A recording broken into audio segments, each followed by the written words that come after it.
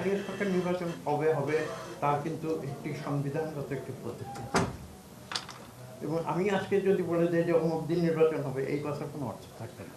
কাজে এই আপনার এই প্রশ্নের সরাসরি উত্তরটা কিন্তু আমার দেওয়াটা যুক্তিযুক্ত হবে। আমি বলছি সাংবিধানিক প্রক্রিয়ায় সেই নিয়ম কানুন অক্ষরে অক্ষরে পালন করে ইনশাআল্লাহ বিএনপি সরকার যথাসময়ে স্থানীয় সরকার নির্বাচন।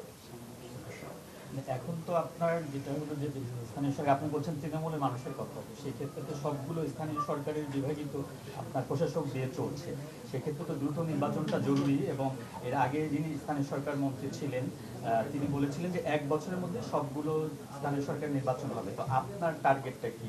আমার কোনো আলাদা টার্গেট নেই, এটা আমার টার্গেট নয়। এটা হচ্ছে আমি যে কথা বলেছি, এটা হচ্ছে আমাদের জনগণের সরকার, আমরা জনগণের ম্যান্ডেট নিয়ে সরকার গঠন করেছি এবং এটা আমাদের সরকারের টার্গেট।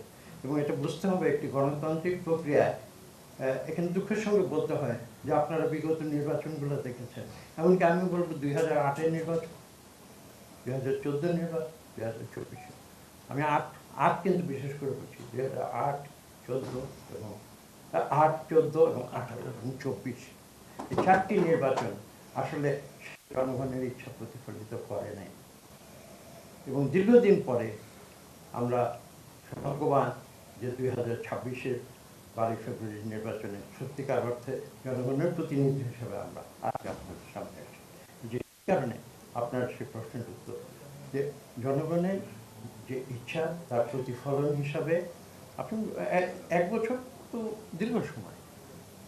আমি বলছি যে সংবিধানের নিয়মকানুন মেনে আমাদের সরকারের যে পলিসি রয়েছে সেই পলিসি অনুযায়ী এবং জনগণের ইচ্ছার প্রতিফলন ঘটানোর জন্যই আমরা এদেশে যে কয়েকটি সিটি কর্পোরেশন নয়, এখানে বিভিন্ন স্তরে নির্বাচন রয়েছে, 5টা স্তরে এখানে নির্বাচন, প্রত্যেকটি স্তরে নির্বাচন হবে এবং সত্যিকার অর্থে জনগণের প্রতিনিধিরা সেই নির্বাচনে নির্বাচিত হোক, এটাই আমাদের